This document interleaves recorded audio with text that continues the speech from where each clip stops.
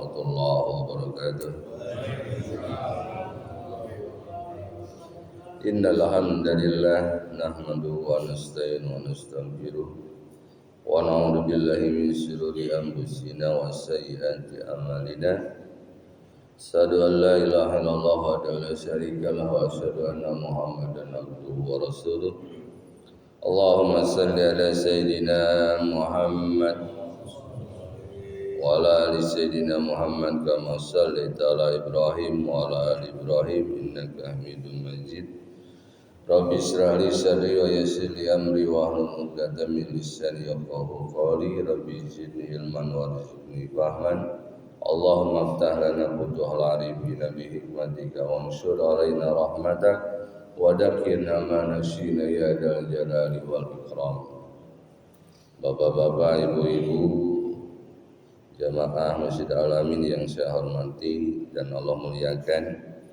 Alhamdulillah di pagi hari ini, hari Ahad, kita bisa berkumpul bersama-sama, bersilaturahmi, bermajlis, bertaklim, beriktikaf. Mudah-mudahan semua niat amal baik kita dijadikan oleh Allah Subhanahu wa taala sebagai amal saleh. Salawat dan salam kita haturkan kepada uswah kita, kedua kita, suri teladan kita, yakni Habibana wa Nabiyyana Muhammad sallallahu alaihi wasallam. Seperti biasa, pembahasan kita adalah pembahasan dalam kitab Fathul Qarib karangan Imam Muhammad Abdul Qasim Al-Ghazi. Sebetulnya belum hatam, cuma di bab terakhirnya itu menjelaskan tentang materi bab kehambaan. Sementara kehambaan sudah tidak ada, perabidan, peramatan sudah tidak ada pada saat ini. Kecuali memang ada istilah abid modern. Abid modern karena memang abid itu adalah identik dengan perjualbelikan orang. Jadi dulu hamba saya itu adalah bebas diperjualbelikan, dan sekarang juga ada manusia yang diperjualbelikan, namun namanya abid modern. Semacam Ronaldo, Messi itu adalah abid-abid, cuma mereka adalah orang-orang kaya. Ronaldo dijual dari MU ke Madrid, Messi dari Barcelona ke PSG. Itu kan sama istilahnya, cuma abid modern. Maka dari itu saya tidak melanjutkan kepada materi kehambaan, kembali lagi ke awal, yakni bab thaharah. Seperti biasa kita sebelumnya mudah-mudahan bertabaruk, karena kitab Fathul Qarib itu adalah mayoritas di pesantren-pesantren di Indonesia itu dipelajari. Hampir di semua, banyak di pesantren-pesantren yang mengkaji tentang kitab fikih Fathul Qarib karangan Muhammad bin Qasim Al-Ghazi. Kenapa disebut Al-Ghazi? Karena lahirnya di Gaza, Palestina. Kalau kita lahir di Depok, mau menyematkan nama daerah, maka kita boleh menamakan misalkan Ad-Depoki. Awalnya pakai alif lam, akhirnya pakai harakat kasrah. Semacam Al-Ghazi, Al-Bukhari kan. Cuma beliau wafatnya di Mesir karena beliau menjadikan salah satu pengajar di Al-Azhar. Lahir di Gaza di Palestina, wafat di Mesir. Seperti Imam Syafi'i juga begitu. Beliau antara Baghdad, kalau beliau antara Baghdad dan Mesir. Maka ada istilah qaul qadim, ada qaul jadid. Qaul qadim ketika di Baghdad, Irak. Qaul qadim itu adalah kadang perkataan bisa berbeda, pendapatnya berbeda tergantung situasi. Hukum bisa berbeda tergantung budaya. Maka ada istilah qaul qadim, qaul jadid. Biasanya seperti itu. Hukum di Baghdad seperti ini, hukum di Mesir seperti itu. Maka ada istilah sekali lagi qaul jadid, qaul qadim, qaul terdahulu dan perkataan yang baru, hukum lama dan hukum baru. Mudah-mudahan uh, Syekh Al-Imam Al-Alim Al-Alamah Samsuddin Abu Abdullah Muhammad bin Qasim As-Syafi'i, karena beliau bermadhab Imam Syafi'i. Mudah-mudahan Allah terima segala amal baiknya, pahalanya yang sangat berlimpah karena ilmunya banyak dikaji di banyak-banyak pesantren. Mudah-mudahan beliau ada di dalam jannah Allah Subhanahu wa taala. Dan mudah-mudahan kita yang mengkajinya juga mendapatkan ilmu dari apa yang kita kaji di dalam kitab Fathul Qorib ini dan bisa mengamalkan dalam kehidupan sehari-hari. Baiklah, kita lanjut kepada bab yang pertama, yaitu masalah taharah. At-taharatu bi fathit ta lugatun an-nadofah. Taharah artinya bersuci, menurut bahasa itu adalah an-nadofah. Kita sering mendengar an-nadofatu minal iman, kebersihan sebahagian dari iman. Itu yang populer, itu yang viralnya, padahal itu hadisnya hadis dhaif, bahkan ada yang mengatakan hadisnya maudhu. Walaupun artinya benar sesuai dengan ajaran Islam, karena ada yang hampir sama artinya, cuma redaksinya berbeda. Hadisnya sahih riwayat Imam Muslim, yaitu redaksinya bukan an-nadofatu minal iman, tapi at-tahuru satrul iman. Kesucian merupakan bagian dari iman. Itu hampir sama kalau an-nadofah, dan memang sama karena di sini diartikan at-taharah itu adalah an-nadofah. Jadi persamaannya kayak persamaan at-taharah huwa an-nadofah. Kesucian, bersuci adalah kebersihan, an-nadofah. Jadi redaksi dalam hadis an-nadofatu minal iman itu adalah hadisnya dhaif, bahkan ada yang mengatakan maudhu, tapi artinya sahih. Karena dalam redaksi yang lain yang sahihnya adalah at-taharu min satrul. Kalau tadi min, kalau sekarang satrul iman. Sama artinya. Min itu adalah lit tab'id, menunjukkan sebagian, satrun juga sebahagian. Satrul iman sebagian, min artinya kalau arti asalnya dari, tapi ada mengatakan min lit tab'id untuk menunjukkan sebahagian. Jadi itu sebagai pemahaman saja ya, karena yang sering kita dengar bahkan di slogan-slogan an-nadofatu minal iman. Nah, kalau kita mau nulis, ambil hadis yang sahihnya aja, at-tahuru satrul iman. Artinya sama. Kesucian itu adalah sebagian dari iman. Nah, at-taharah bi fathit ta. Kenapa dijelaskan di sini dipathahkan to-nya? Karena nanti ada penjelasan, ada to yang didomahkan, namanya tuharah. Ada taharah, ada tuharah. Wa masar'an papiha tafasiru kasiratun. Adapun menurut istilah, pengertian taharah bersuci itu adalah banyak tafsirnya, banyak pengertiannya. Minha qaluhum fi'lum ma tustabahu bihi salat ai min wudu'in wa guslin wa tayammumin wa ijalatin najasati. Menurut syariat, kalau dalam ilmu fikih biasanya adalah menurut lughah, menurut istilah. Menurut lughah, menurut istilah, menurut bahasa, menurut istilah, kan menurut syariat. Itu menurut bahasa, menurut syariat. Itu. Nah, diantaranya kalau bersuci menurut arti syariat itu banyak sekali, diantaranya adalah perkataan mereka, yaitu melakukan sesuatu yang menjadi sebabnya dibolehkan melakukan sholat.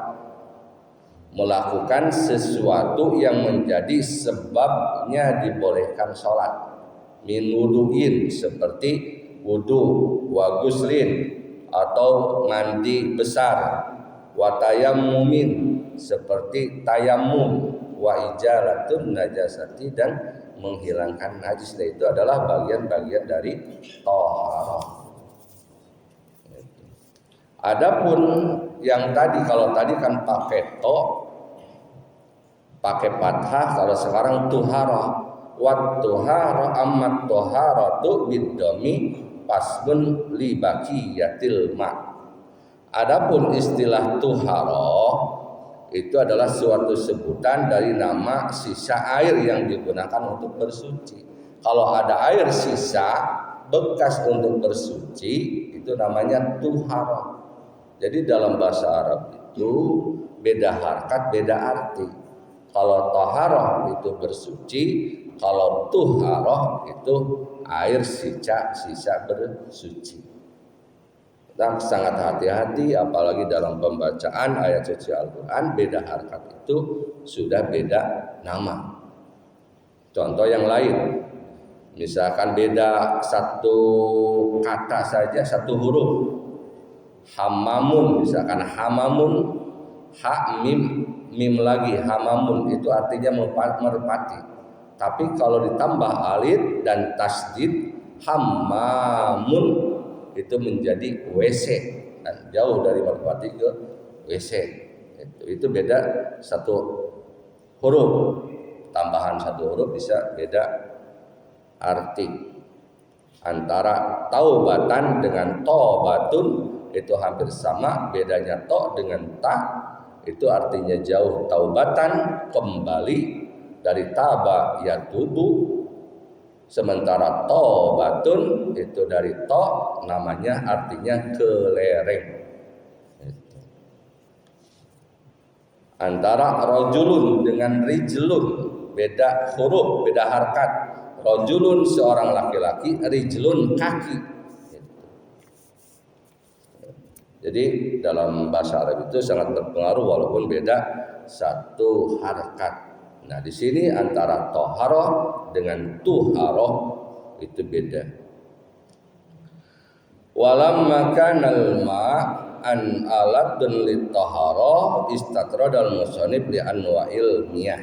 Faqala al miyahu allati yajuju ayyasiu at-tathir biha sab'u miyahin. Nah, air yang boleh maksudnya sah digunakan untuk bersuci itu ada 7, karena tidak semua air bisa walaupun suci tapi tidak bisa digunakan untuk bersuci. Nah, ada beberapa air yang memang suci bisa mensucikan, maksudnya bisa dipakai wudhu, bisa dipakai mandi besar gitu kan, yang menjadi syarat sah sholat, karena ini menuju sebelum sholat itu harus syaratnya itu harus wudhu dulu. Karena intinya dari kitab takrib ini, Fathul Qorib ini adalah rangkaiannya pertama masalah ubudiyah, masalah toharoh, masalah ubudiyah, masalah munakahat, masalah pernikahan, kemudian masalah jinayat, masalah hukuman pidana. Intinya sekitar itu. Nah, sekarang yang kita bahas masalah taharah kan. Nanti ke masalah ubudiyah. Baru ubudiyah, muamalah, terus munakahat dan jinayat pidana. Nah, air yang dibolehkan untuk bersuci maksudnya kita boleh berwudu menggunakan air itu. Yaitu ada 7 sab'u miyahin. Yang pertama ma'us sama, ay an-najil minha wa huwa al-matar. Yang pertama adalah air yang turun dari langit yang disebut dengan air hujan. Wa ma najala minas sama, di dalam Al-Qur'an kan itu sesuatu yang turun dari langit adalah air hujan, itu kita boleh mewudu langsung dari air hujan. Misalkan ngocor dari genteng, kita langsung wudu di situ nggak apa-apa. Sah wudunya. Kemudian yang kedua wa ma'ul bahri al-milh. Yang kedua adalah air laut yang asin itu, al-milh. Boleh kita misalkan lagi di laut, lagi mandi, sekalian wudu boleh menggunakan air laut. Wa ma'un nahar, air sungai, air kali, air setu boleh dijadikan untuk berwudu atau mau mandi besar silakan. Wa ma'ul bi'ri, air sumur. Air sumur yang biasa kita gali lubang galian itu air sumur. Wa ma'ul ain, atau air yang berasal dari sumber air, mata air. Al-ain itu mata. Jadi air yang bersumber dari mata air. Itu apalagi itu makan alami. Boleh banget. Wa ma'u salji, air salju, air es. Boleh kalau kuat. Wa ma'ul bardi, dan air embun. Air embun di pagi hari tentunya. Boleh kita menggunakan alat untuk bersuci menggunakan air yang 7 tadi. Wa yajma'u hadis sab'ah qalu kama najala minas sab'a aw naba'a minal ar ala sifatin kana min aslil hilqa. Ketujuh macam air ini terkumpul dalam ungkapanmu, air yang bisa digunakan bersuci adalah air yang turun dari langit atau keluar dari bumi dalam bentuk sifat apapun yang sesuai dengan aslinya. Jadi ini yang disebut dengan air mutlak. Air mutlak itu adalah air yang berasal dari sumber aslinya. Belum ada campuran air yang lain, warna-warna yang lain gitu yang sifatnya suci. Misalkan semacam ini air tawar kan, ini masih bisa dipakai untuk bersuci berwudu. Tapi kalau ini dicampuri kopi atau teh, nah itu sudah beda status. Suci tapi ghair mutahhirin, tapi tidak mensucikan. Maka dari dari air-air yang tadi tanqasimu ala arba'atin, kemudian air terbagi menjadi 4 bagian. Itu. Summal miyah tanqasimu ala arba'atin, summal miyah ahaduha tahirun bi nafsi mutahhirun ghairu makruhin was istimaluhu wa huwa al-ma'ul mutlaq an qaidin lazim. Jadi yang pertama yang disebut dengan air suci secara datnya, mutahhirun li ghairihi, bisa mensucikan bagi yang lain. Jadi pada dasarnya itu air suci, mutahhirun, bisa mensucikan dan tidak makruh untuk digunakannya, karena ada air suci bisa mensucikan tapi makruh digunakannya walaupun sah hukumnya, cuma makruh. Nah ini yang pertama, suci mensucikan, tidak makruh untuk digunakannya. Kan dalam hukum itu ada 5, ada wajib, ada sunat, ada haram, ada makruh, ada mubah kan. Itu definisinya. Kalau wajib alladzi yusabu ala fa'ilihi wa yu'aqabu ala alladzi yusabu ala fa'ilihi wa yu'aqabu ala tarikihi. Kalau yang wajib itu adalah sesuatu yang kalau dilakukan dapat pahala, ditinggalkan dapat hukuman, dapat siksa. Itu. Dan yang lainnya ada definisinya. Kalau makruh itu alladzi la yusabu wa la yu'aqabu ala fa'ilihi wa ala tarikihi. Alladzi yusabu ala fa'ilihi, yang mendapatkan ala tarikihi, yang mendapatkan pahala bagi yang meninggalkannya, tidak mendapatkan apa-apa, tidak mendapatkan hukuman bagi yang melakukannya. Itu makruh.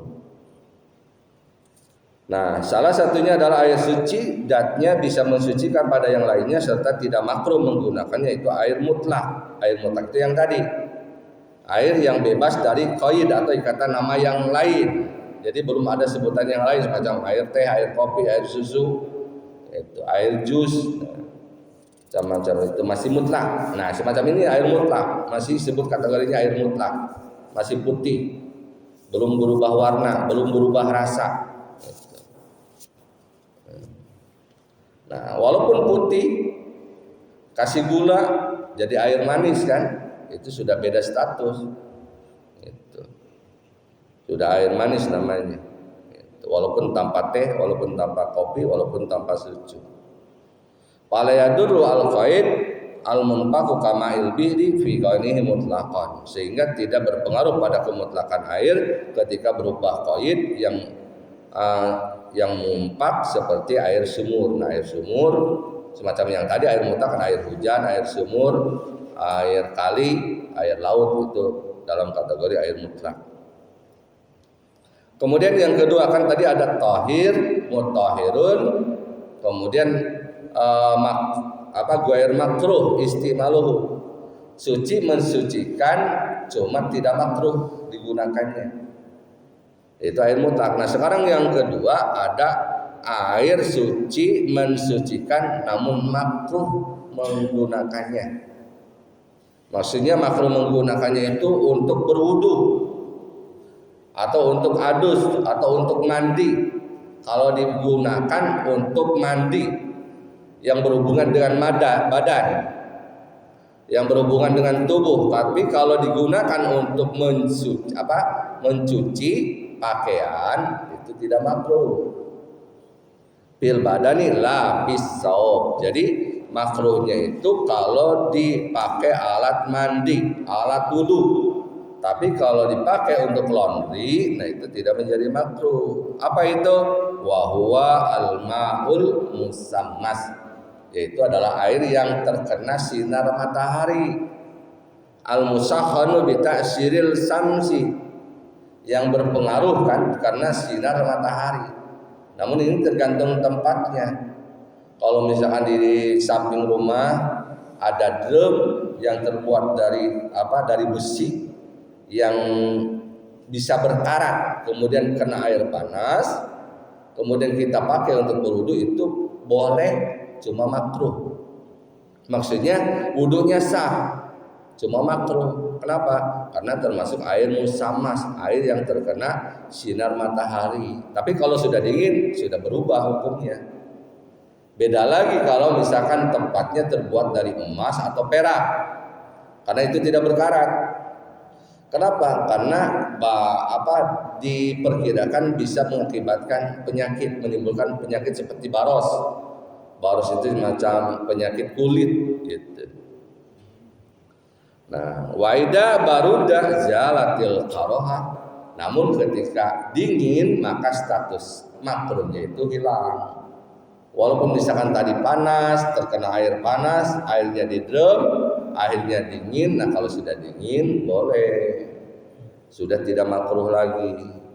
Wahtaran Nawawi ada mal-karaha mutlaqan. Namun komentar Imam Nawawi, hukum makruh tadi itu tidak ada secara mutlak. Boleh-boleh saja walaupun itu air musammas, air yang terkena sinar matahari. Jadi alasan tadi dimakruhkan itu karena bisa menimbulkan penyakit kulit. Kecuali kalau tempatnya yang terbuat dari emas dan perak, karena itu anti karat. Terus yang ketiga tadi tahir, mutahhirun, makruh ghair makruh istimaluhu. Yang kedua tahirun, mutahhirun, ghairu makruhin istimaluhu. Kemudian yang ketiga adalah tahir fi nafsihi ghairu mutahhirin li ghairihi.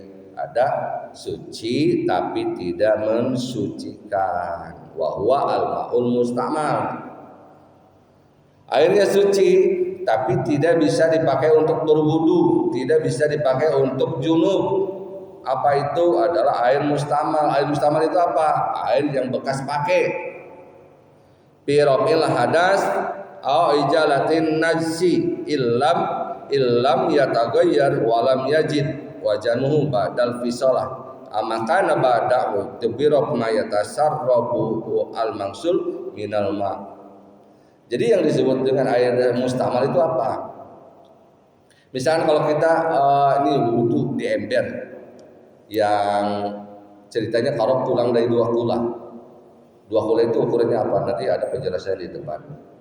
Kalau misalkan ceritanya sudah ember, jelas itu kurang 2 kula, kita ngambil air.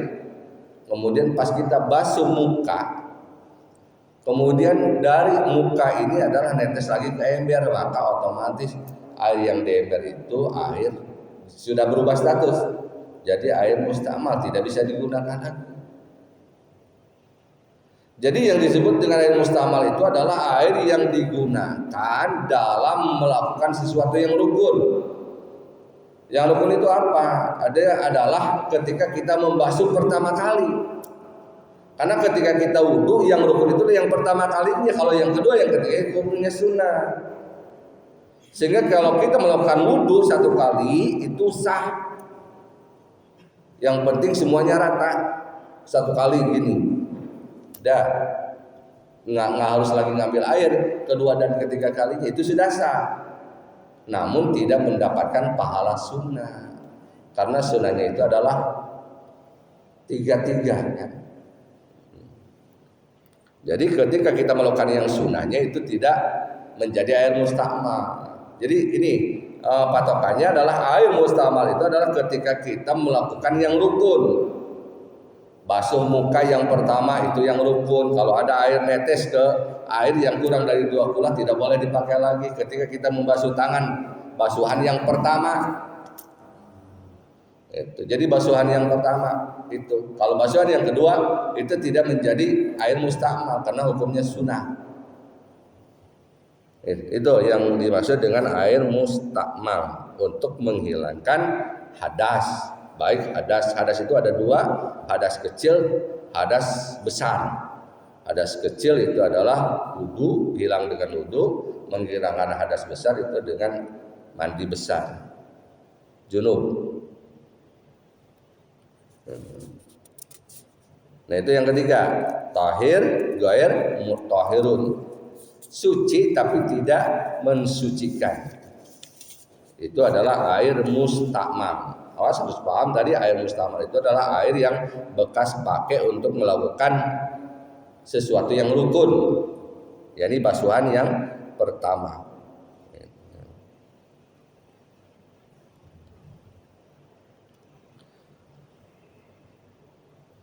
Kemudian ayat min hadal kismu al-ma'ul mutaghayyar aw ahadu awsafihi bimain aw bisai'in khalatahu minat tahirah taghayyuran yamna'u itlaqas milma wal mutaghayyiru alaihi fa innahu tahirun ghairu mutahhirin.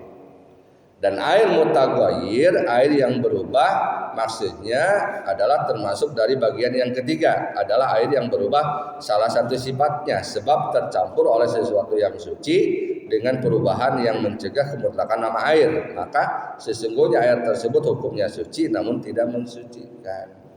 Jadi ini termasuk bagian yang ketiga, yaitu air suci tapi tidak mensucikan karena status airnya sudah berubah. Tadi air tawar dari air mutlak menjadi air teh, air kopi, air susu.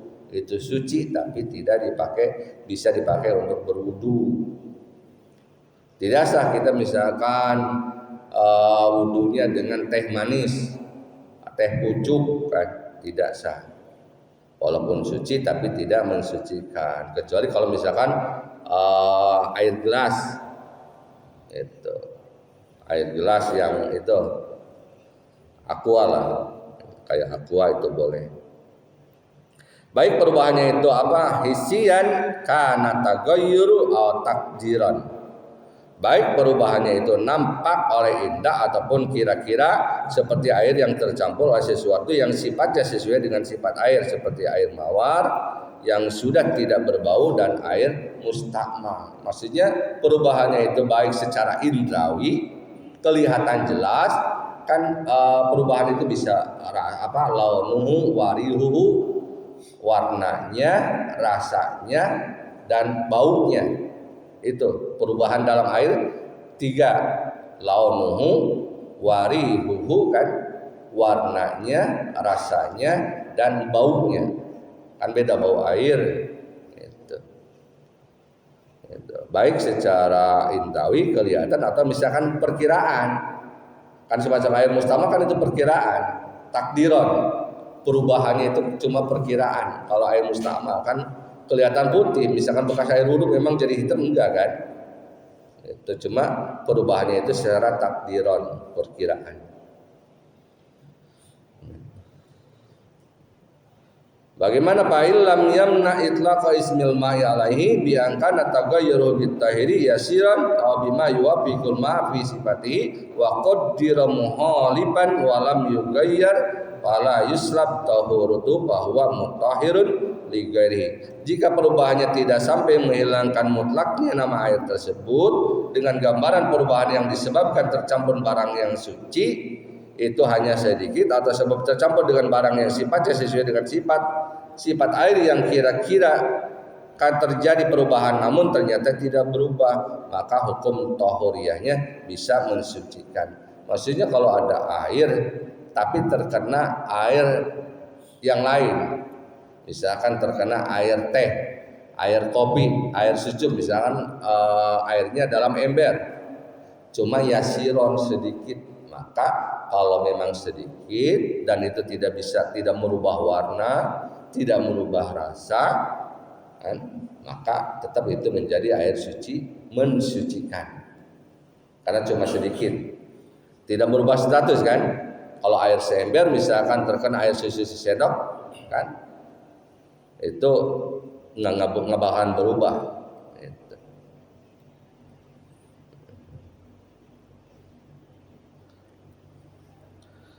Wa taraja bi qali halatahu anit tahir al mujawaru lahu bainahu bakin ala tahurati walau kana tagayyur kasiran. Dengan ungkapan halatahu bercampur sesuatu yang mencampuri, musannif Muhammad Abdul Qasim mengecualikan perubahan air yang disebabkan barang-barang suci hanya bersandingan dengan air tidak mencampuri, maka sesungguhnya air tersebut tetap mensucikan walaupun perubahannya banyak.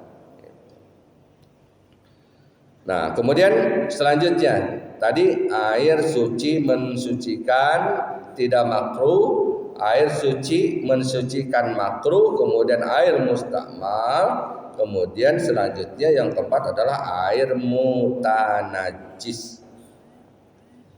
Al-qismur rabi ma'un najasun aw mutanajisun wa huwa qisman. Ahaduhuma qalil wa huwa alladhi halat bihi najasatun taghayyuran amla wa huwa wal halu annahu ma'un duna kullatain. Bagian yang keempat adalah air najis. Maksudnya air yang terkena najis. Air najis ini menjadi dua bagian. Salah satunya adalah air najis yang sedikit, yaitu air yang terkena najis baik sampai berubah sifatnya ataupun tidak, dan kondisi air tersebut kurang dari 2 kula. Wa yustasna min hadal qismi al maitatul lati la dama laha sailun inda qatliha aw saqa udwin minha kadubab illam tutrah bihi walam tughayyar. Jadi air mutanajis itu ya air yang terkena najis, misalkan air yang kurang dari 2 kula terkena kotoran apa? Kotoran kucing, jelas itu makan baunya nyengat banget.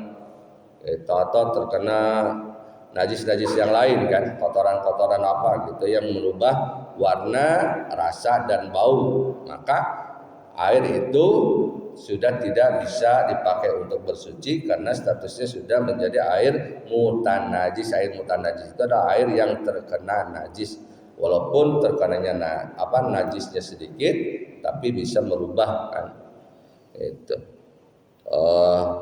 rasa, warna dan bau.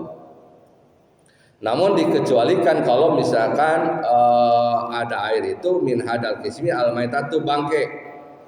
Tapi bangkainya allati la damalah, yang tidak ada darahnya.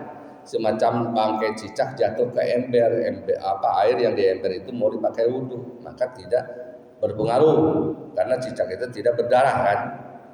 Itu maksudnya lada malah sailun, tidak ada darah yang mengalir inda qatliha, ketika matinya, ketika terbunuhnya. Itu atau misalkan saqaudin, ketika terpotong salah satu anggota minha kadubab, seperti laler jatuh misalkan ke ember karena itu tidak ada darahnya yang mengalir. Ilam tutrah bihi, jika memang tidak sengaja dimasukkan dan tidak sampai berubah sifat air, jadi tidak ada perubahan kepada airnya, maka tetap itu airnya suci dan mensucikan, tidak menjadi air mutanajis. Wa kadan najasatu allati la yudriku hatarfu fa kullu minhuma la yunjasil ma'u wa yustasna aidan suwarun madkuratun fil mabsutata. Begitu juga dikecualikan adalah najis yang tidak nampak oleh mata. Misalkan sebetulnya di situ ada najis, cuma kita nggak tahu bahwa yang ada di ember itu terkena najis, kita tidak tahu, maka tidak menjadi masalah. Guru saya pernah ditanya begini, bolehkah kita sholat di tanah, jadi tanpa ada alas apa-apa? Gitu. Bolehkah kita sholat di tanah? Ya boleh. Bagaimana kalau ada najis? Ya jangan kalau ada najis. Gitu. Maksudnya, kalau memang kita yakin di situ tidak ada najis, maka boleh kita sholat di mana saja, yang penting suci. Ya kalau kita kelihatan najis ya jangankan di luar, di dalam masjid pun kalau ada najis ya jangan. Karena di antara syarat sah sholat itu adalah kita harus bersih dari najis, baik pakaian ataupun tempat musola, tempat sholat atau misalkan pakaian, harus terbebas dari najis.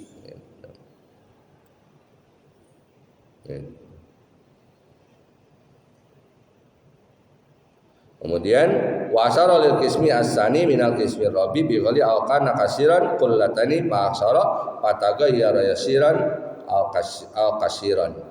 Dan musannif memberi isyarat terhadap bagian kedua dari bagian air yang keempat ini dengan ungkapan beliau, atau air yang terkena najis itu kurangnya banyak, 2 kula atau lebih, namun berubah sifatnya baik berubah sedikit ataupun banyak.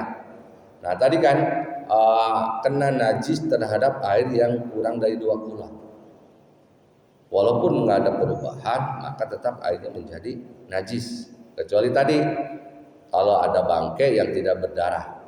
Nah sekarang misalkan bagaimana kalau najis itu jatuh kepada air yang lebih dari 2 kula, maka tidak berpengaruh terhadap status air itu, tetap airnya suci mensucikan, kecuali kalau air walaupun banyak itu berubah warna, berubah rasa, kemudian berubah apalagi launuhu warihuhu, baunya, bau, rasa dan warna. Itu 3. Launuhu, rihuhu, rihu itu apa? Baunya, rasanya. Rasa itu apa? Lupa lagi itunya istilahnya. Nah, kalau misalkan airnya banyak, maka tetap suci mensucikan, kecuali kalau ada perubahan. Perubahannya kok jadi berubah warnanya, berubah rasanya, berubah baunya, gitu. Beda nyengat. Gitu. Nah sekarang ukuran 2 kula, pihima wal kullatani khamsumiyati ritli Baghdadi takriban fil asah. Ukuran 2 kula adalah kurang lebih 500 ritel negara Baghdad menurut pendapat al-asah. Waritlul Baghdad indan Nawawi mi'atu wa samaniyatun wa isruna dirhaman wa arba'atu asbai dirham. Menurut Imam Nawawi satu ritel negara Baghdad adalah 128 dirham lebih, 4/7 dirham. Wa taraka al-musannif kisman khamisan wa huwa al-ma'u al-mutahharu al-haram kal wudu bima'in maghsub aw musbal lis-sirbi. Musannif yakni Muhammad bin Qasim tidak menjelaskan atau meninggalkan bagian yang kelima, yaitu air mensucikan namun haram, seperti wudu dengan air hasil gasab atau air yang disediakan untuk minum. Jadi ada bagian kelima, bukan 4 sebetulnya, itu bukan hanya 4 bagian dari air itu, ada 5. Yang kelimanya adalah air suci, bisa apa? Air suci namun haram untuk digunakannya. Seperti kalau kita wudu tapi airnya ngambil dari air orang. Gasab itu kan mengambil hak orang lain tanpa izin. Itu namanya gasab. Mengambil hak orang lain tanpa izin, walaupun misalkan dia dikembalikan lagi, itu namanya gasab. Nah semacam kalau air kan tidak bisa dikembalikan lagi, dipakai. Itu kita mau wudu, ada air lain kita pakai, itu kan air gasab. Itu maka haram. Itu suci apa air suci tapi haram digunakannya. Itu atau air yang disediakan untuk minum. Jadi air cuma untuk adanya untuk minum doang, kita pakai untuk wudu, nggak boleh. Itu haram. Nanti kalau kita nggak minum kan bisa mati. Itu maka jalannya bagaimana kita tetap bersuci, maka ada alternatif lain, yaitu dengan cara tayamum.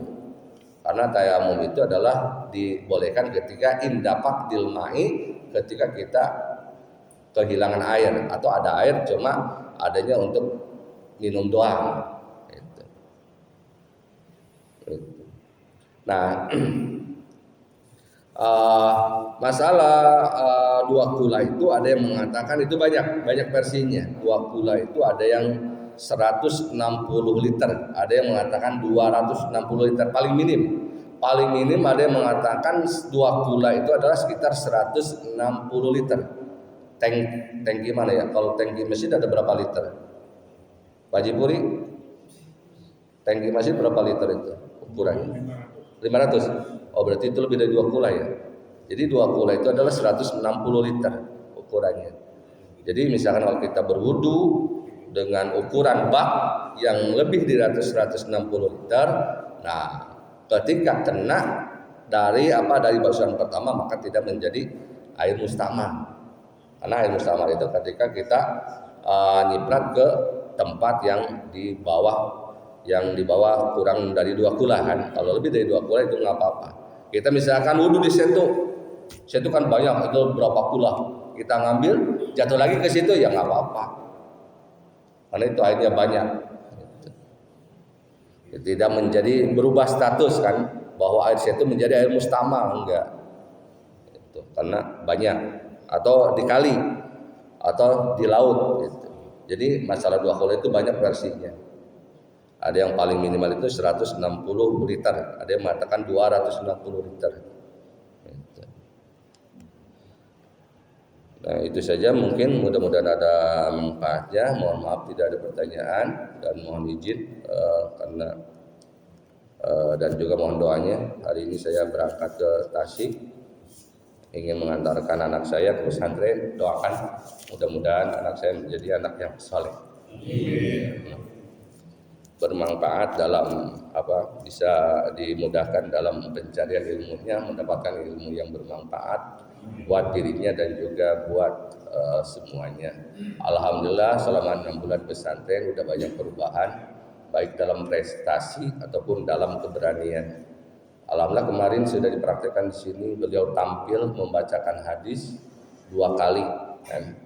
Dan alhamdulillah beliau berani, karena waktu di pesantrennya ketika orang-orang tidak mau untuk maju ke depan tampil, di saat orang lain sudah menjago pihak 2 hari sebelumnya membatalkan, kemudian gurunya meminta kesediaan dari muridnya untuk tampil berpidato dalam bahasa asing, bahasa Inggris atau bahasa Arab 2 hari sebelumnya.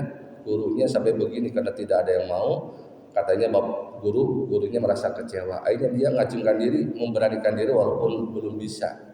Selama 2 hari dia persiapan untuk berpidato dalam bahasa Arab. Alhamdulillah.